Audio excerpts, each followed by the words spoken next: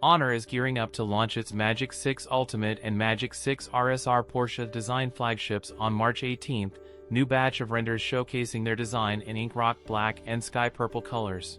We can see both phones will share the same basic design with vegan leather backs, curved sides, and a substantial camera island housing 3 sensors. Both phones will bring a 1-inch Type 50-megapixel OmniVision OV50K main sensor, 180-megapixel periscope shooter up to 100x digital zoom, 50-megapixel ultra-wide unit. Honor Magic 6 Ultimate will be a souped-up version of the Magic 6 Pro with a 6.8-inch LTPO BOE K2 display panel featuring a dual-layer OLED display. It's come with Snapdragon 8 Gen 3 and 16GB of RAM. It will be available with 512GB or 1TB storage.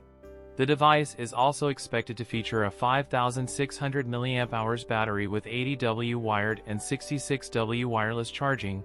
That's it for today's video. If you enjoyed it, don't forget to like, comment, and subscribe for more content. Thanks for watching, and I'll see you in the next one.